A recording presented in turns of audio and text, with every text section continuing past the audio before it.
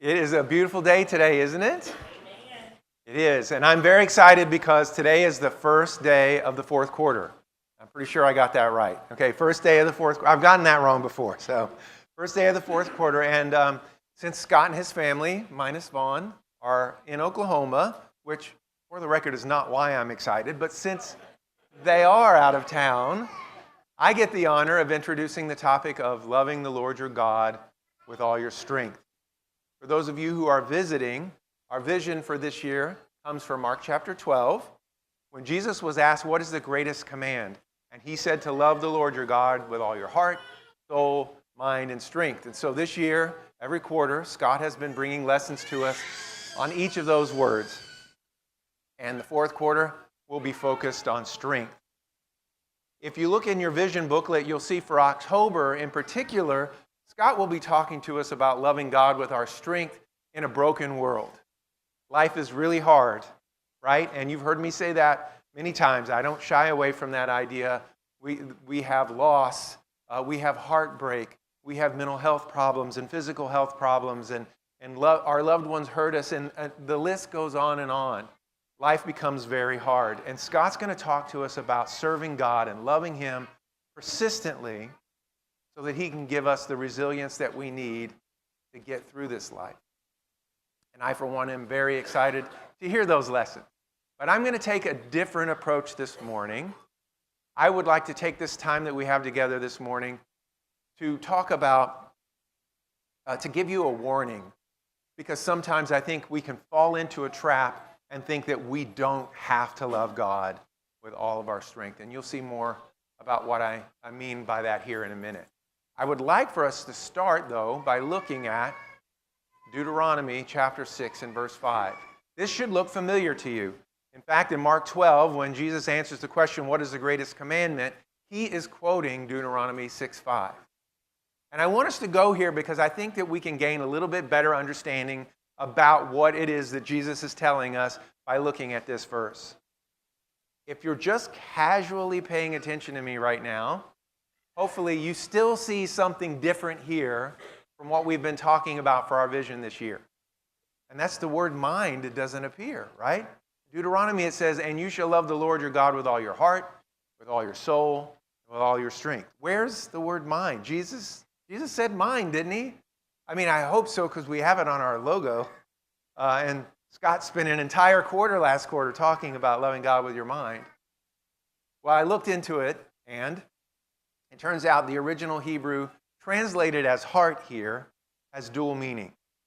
It means to love God with all of your emotion, that's the heart, and with all of your intellect, that's the mind. So if that's true, which makes sense, by the way, because hundreds of years later, Jesus was speaking to a completely different audience in a different language from Hebrew, recorded in yet another language. It makes sense that he would take the time to expand the translation a bit to get more nuance out of the meaning, right? So if that's true, then perhaps there's something here that we can learn about loving God with all your strength. So it turns out, and I'm no Hebrew scholar, but it turns out there's a perfectly good word for strength in Hebrew, and it is koach. Sounds like Klingon for all you nerds. I knew you were thinking it. Koach means strength. So if you think that this is the word in the original text, you'd be wrong. The word that is translated as strength in the Hebrew text is actually me'od, which means much. So really, we could read this verse as saying, love the Lord your God with all of your much. And the lesson is yours. That's super clear, isn't it? No, it's not clear at all. What does that mean to love God with all your much? Well, fortunately, this word is used 300 times in the Bible. And I'm not going to look at all of them, but we're going to look at a handful of them this morning to try to see if we can understand what this word really means. We're going to start in the beginning. Genesis chapter 1. It says, and God saw all that he made, and behold, it was very good. Very good. That's the word me'od.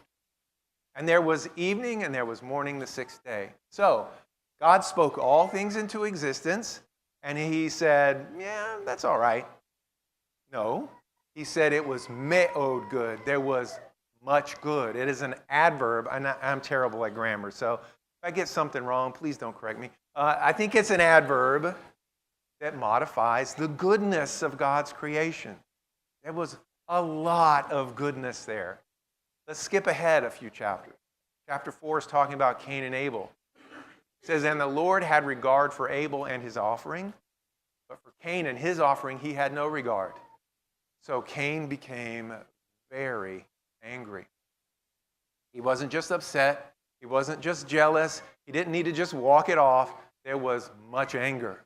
Me'od is modifying the anger in this sentence. Let's skip ahead another few chapters. Chapter 7 of Genesis talks about the flood.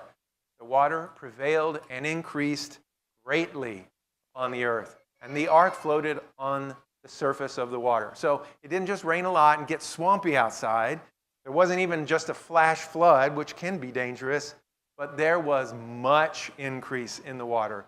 So much, in fact, that this giant ark that Noah built, filled with all these animals, began to float.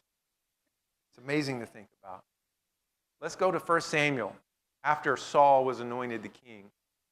It says, there they also offered sacrifices of peace offerings before the Lord, and there Saul and all the men of Israel rejoiced greatly. It wasn't that Saul was like, okay, I think I'm finally good with this idea of being the king, or even I'm, looking forward to it. There was much rejoicing, right? And one more, because this one's a little bit different. I'm going to go back to Genesis chapter 30, talking about Jacob. It says, so the man became exceedingly prosperous and had large flocks, female and male servants, and camels and donkeys. In this verse, the word me'od is used twice. Much, much prospering. Okay? So Jacob he wasn't just rich. He wasn't even just richy rich. He was filthy stinking rich. There was much, much increase in his wealth. So, if we take what we're seeing here, the pattern that's emerging from these verses, and we go back to Deuteronomy 6:5, we read this as, you shall love the Lord your God with all your heart, with all your soul, with all your strength. And the word me'od, translated as strength, is modifying love. Remember, in every one of those examples we just looked at, it's modifying something. In this verse, it's modifying love. So we're to love God with all of our muchness. Just go with me on it, okay? Love God with all of your muchness. See, the trap that we start to fall into is that we think strength is this concrete thing, and we start thinking about our service in terms of how much strength that we have. But what the Hebrew writer is telling us here is that we need to think of this as an expanding thing, something we have a lot of, all of our muchness. But the problem is, I know there's probably some people here today sitting in the audience thinking, what if I don't have much to offer? What if I'm not worth much to anyone? We already said before, life is hard, right? We have lots of struggles. Maybe you lost your job. Maybe your spouse left you. Your child died. You're suffering from mental illness. You were in a bad accident. There's a number of different things that can happen to us here on this earth that's broken, that's not our home, that can lead us to think that we don't have much. Perhaps you had a bad childhood, and your self-esteem is something that was never nurtured in you. And so you don't look at what you have to offer as being very much. If that's the case, you could look at Deuteronomy 6:5, which is telling you to love God with all your muchness, and go, that's not for me. I don't have very much. And so it's easy to then go back to this idea that strength is this concrete thing. And you either have it or you don't. And if you have it, you can love God with it. But if you don't, you get a free pass. Let's explore that a little bit. This idea of strength as this concrete thing. And I want to have a little bit of fun with it, okay? So just bear with me. I'm going to compare the strength of a gorilla with the strength of a man. Now, the question I ask myself is, what is the average gorilla? How much can they bench press? Okay, first of all, for the young people in the audience, just because Google gives you an answer does not mean it's right. And especially now that Google's using AI to summarize all the results, it's just a summary of wrong answers. Because the first answer I got here was 4,000 pounds. And I'm like, okay, that's a little ridiculous. So I tried to find a reputable source. I found National Geographic, and it said that a gorilla is 10 to 12 times stronger than the average man. So let's call that 1,500 pounds. Still pretty amazing, right? A bench press, 1,500 pounds. To try to wrap your head around what that means, a Kodiak bear weighs 1,500 pounds. This is one of the most fierce land predators that there is. If there was a Kodiak bear that weighed 1,500 pounds at the Louisville Zoo, I would go buy a ticket today and go see that bear. If they had an exhibit where gorillas were bench pressing Kodiak bears, sign me up for a season pass. Okay? That's pretty impressive. Now let's talk about the average man. And a little caveat here, I'm talking about the average untrained man. Okay? Doesn't really go to the gym that often. Just go grab a bunch of people randomly throughout the United States and pull them together and see how much they bench press. There's a lot of data on this. I feel better about this. 135 pounds. Obviously, if you're an advanced or elite athlete, you can do 300, 400, 500 pounds. There's men who are capable of that. But the average person, the average man, 135 pounds. Put that in terms of animals. A male capybara weighs 135 pounds. I've never seen one of these in real life. So if the Louisville Zoo had one, I'd go buy a ticket. But if they had an exhibit where you could bench press a capybara, sign me up for a season pass. Not because I want to do it, because I want to look at all the fools who try. That's not going to end well. So let's stop here for a minute.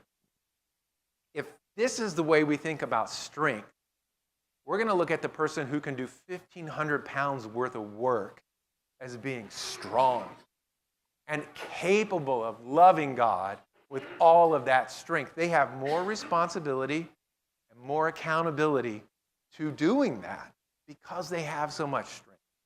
Now, if you're the 135-pound worth of work person, that's still not bad. So maybe you will love God with some of your strength, but not nearly as much as that other guy, right? He has way more strength. But what happens when life hits you hard? Let's say you've just had surgery. And maybe you can even do more than 135 pounds worth of work normally, but life has hit you really hard, and the doctor is saying nothing less than 10 pounds. 10 pounds, by the way, is the size of a medium-sized dog. So, Donna, we would say, Bogey, sorry, but we can't pick you up, right? We can't pick you up anymore. In fact, if a person who just had surgery lived with someone who could do 135 pounds worth of work, that person would do all the lifting. They'd say, don't lift a finger, I've got it, you just recover. And we tend to want to think that way. I get a pass, I'm recovering. Now look, I'm the first person that says, take care of yourself. Take care of your mental health. It's very important. You can burn out and it will affect your service to God. But I think sometimes we can take it a little too far. We let other people do the work because we perceive them to be better at it. We perceive that we don't have much to give. So we look at strength in this way. But I'll tell you who doesn't look at strength this way. The widow and her coins. You guys thought I was going to teach a lesson about giving today, didn't you? It's not what I'm going to do. In fact, when I got to this point in the lesson, I was like, I need a really good example of how to love God with all your muchness. And when I came up with the widow and her 2 mites, her 2 coins, I was very proud of myself. I was like, this is perfect. And then I looked it up, and it's in Mark chapter 12. The same chapter that Jesus says to love the Lord your God with all your strength. I don't think that's a coincidence. I think the Lord is telling us something. So let's look at this story a little bit closer to see if it matches up with what we've talked about so far. I'm going to read from the New Living Translation. It says, Jesus sat down near the collection box in the temple and watched as the crowds dropped in their money. Now I'm going to stop for a second. If Jesus was sitting out there where Keith is right now, by the black box, do you think your giving would change at all? If you were doing the online automatic giving, do you think maybe the day Jesus was here sitting out there, you might drop something else into the box? Or maybe you might make sure to put a little bit more in than you normally would. I think the temptation at least would be there. And I think a little bit maybe that's what's going on here, because you see right after it says many rich people put in large amounts. But then the poor widow came and she dropped in 2 small coins. Now this was a big deal. This was a really big deal, enough for Jesus to call all of the disciples over to him and say, come on, come here, I have something to tell you. I want to show you something. In verse 43, he says, I tell you the truth, this poor widow has given more than the richest guy here today. No, it doesn't say that. She gave more than all the others who were making contributions. All of the rich people, every single one of them, putting in, and I'm not saying that their contributions weren't good in the sight of God. But what Jesus is saying here is the condition of the woman's heart was such that it made her contribution worth more than all the others. And he tells us why in verse 44. For they gave a tiny part of their surplus, but she, poor she is, has given everything she has to live on. See, the rich people, they paid their bills, they bought a car, they went on vacation, and then they had some left. And they took a part of what was left and gave it to God. And it was probably a big part. And the synagogue there probably used it for a lot of good work. But it didn't hurt them in any way. It wasn't really the priority for them as it was for this woman. She had one opportunity to love God, to serve him with her muchness, and she took it. That's what loving God with all your muchness means. Every opportunity, every way that you could possibly serve the God who created all things seen and unseen, you take it. You don't worry about whether or not you have very much.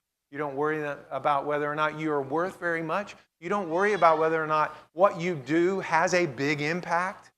You let God worry about that. You take the opportunity, you love him with your muchness. Now, if you're like me, when I read the Bible, I like to try to take it and put it in modern terms so I can wrap my head around it. And so I decided I wanted to do the math on these 2 coins. Okay? If you find an error in my math, I'm looking at you, Nick. Don't tell me. Math is hard. So in Louisville, the median household income is $55,000 a year. If the widow was making $55,000 a year, take into account 52 weeks of the year and 5 days of the week, and the fact that 2 mites is 1/64th of a day's wage, that means the widow gave $3.30. How do you think the world would look at someone giving $3.30 to their church? They'd probably look down their nose at it, right? It's not going to be very much. Unless you've got thousands and thousands of members in your church, it's not going to add up to a lot. And honestly, even with thousands, that's not that much in today's mega church kind of culture. Also, to put it in even more realistic terms, if you were to go to Taco Bell and try to spend $3.30, I actually did this, tried to find this out. You could buy 1 soft taco and 1 soft potato taco, and you would have enough, and that's Beth Ann's favorite, and you would have enough to cover even the tax. 2 tacos. That's how much she gave. But guess what? She does not make $55,000 a year. That's not what this woman, that's not what she is worth. So let's take it down a notch. Let's say she's making minimum wage. Minimum wage in Kentucky is $7.25. So if you do a day's work, that's 8 hours, and you divide by 64, because 2 mites is 1/64th of a day's wage, that's 90 cents. And if the world is looking down on $3.30, it is absolutely looking down at 90 cents. What do you do with 90 cents? We even buy one of the, like we have these Eastland branded pens. Could you even buy a pen for 90 cents? At Taco Bell, you could buy nothing. There are no menu items for 90 cents. The best you could do is get a 70-cent little cup of ranch. And you'd be able to cover the taxes on that. So she's like, well, I can either have ranch sauce for lunch today, or I can give my 90 cents to the Lord. she took the opportunity. She loved him with all her muchness. As it turns out, there's several people in the Bible who loved God with all their muchness. And I'd like to go over 6 of them with you here this morning. Okay, we're going to start. Oh, sorry. The other thing about this woman is if she were able to look at her bank account, she only had 90 cents in it. So it's not like she's getting, whatever 725 times 8 is a day. This is all she had, right? So let's look at some of these other folks. We're going to start in the Old Testament. We're going to start with Gideon. Remember Gideon?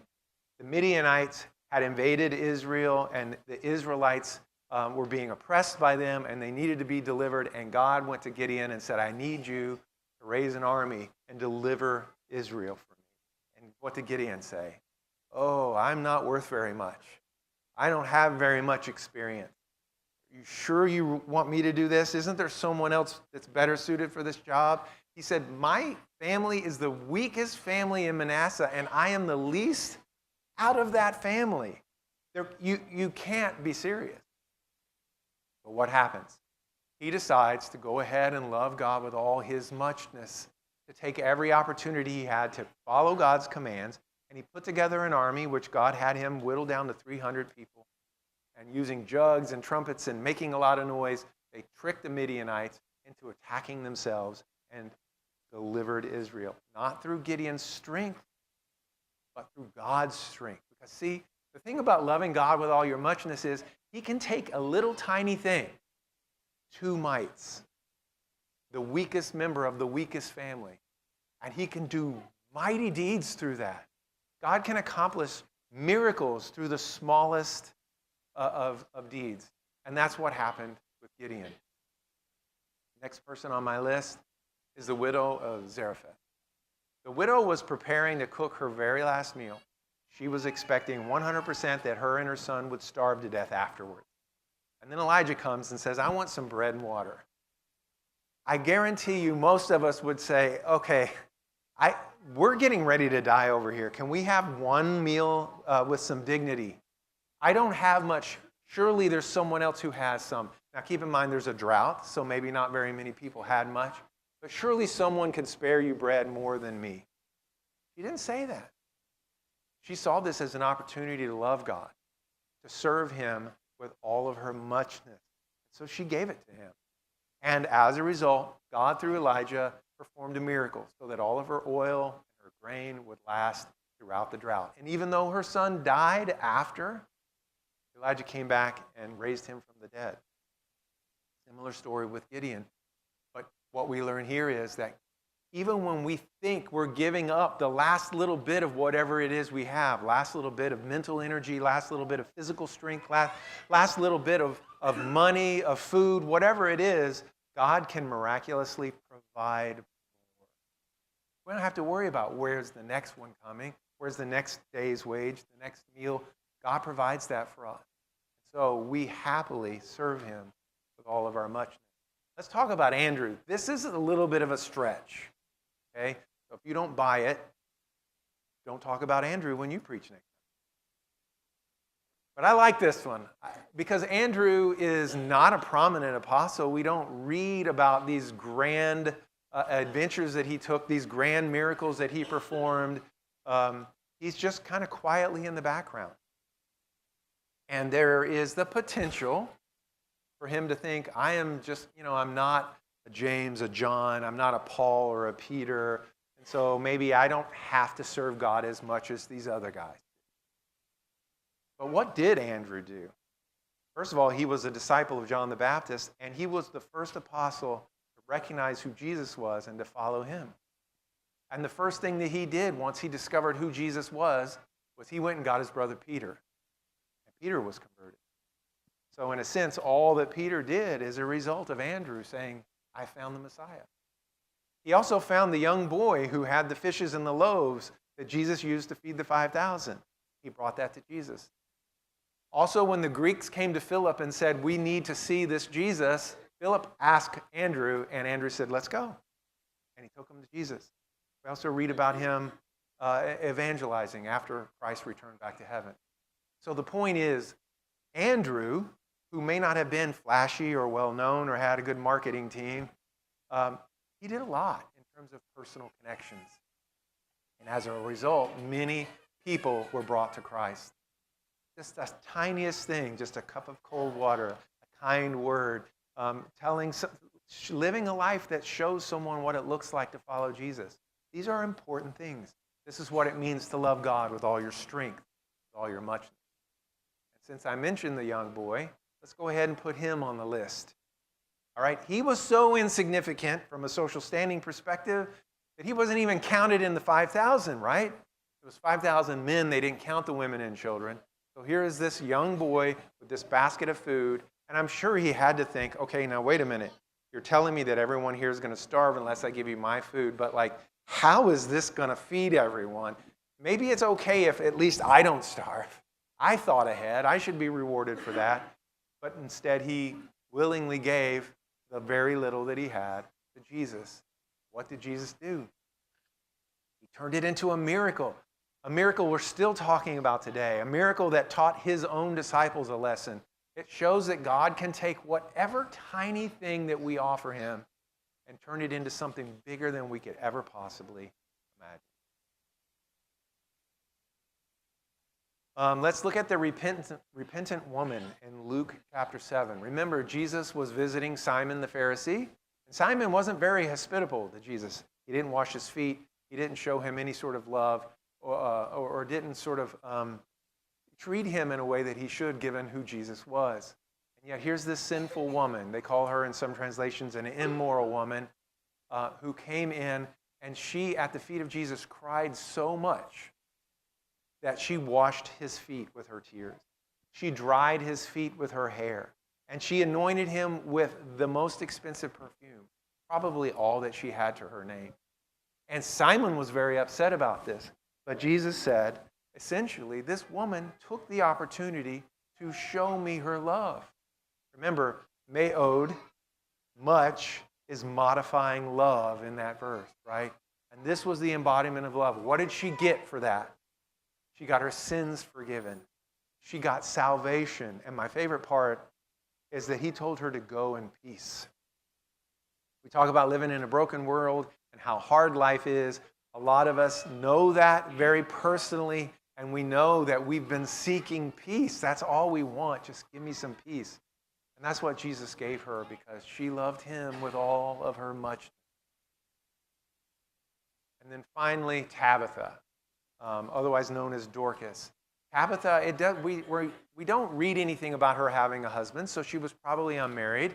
We also know that she dies in the story, so perhaps she was sick or weak in some way. But did she let that stop her? No.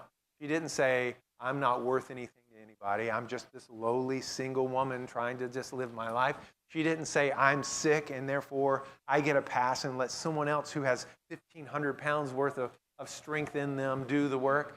She did kind things. The Bible says she did kind things for people. She was charitable. She used her skills in sewing to make garments for the poor widow. And when she died, everyone was devastated. The entire community was devastated. And they called for Peter, and Peter came and raised her from the dead.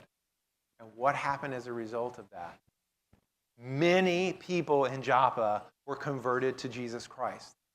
Do you think that first time Tabitha encountered someone and showed a little grace, said a word of encouragement, gave them a little gift, that she thought that act would lead to people being converted to Christ? She probably didn't. But she took every opportunity to love God with all of her muchness. And that's what ended up happening. See, that's what we have to remember. Don't focus on how little you have. Focus on how much God can do with what you have. So in closing, I just want to reiterate that thought. I want to take us to 1 Corinthians here to really try to emphasize this. God chose what is foolish in the world to shame the wise. He chose what is weak in the world to shame the strong. Paul is here telling us why the gospel is considered a mystery. It is mysterious to people in the world that we think in order to gain your life, you have to give it up to a guy who was beaten and shamed and mocked and nailed to a tree. That's foolish. That is not how you gain power in this world, but that's what we believe. And we believe that we need to submit our entire life to him. They see that as weakness. We don't have much strength. But we know something that they don't know. That God can take whatever weakness we may have and turn it into the mightiest deeds.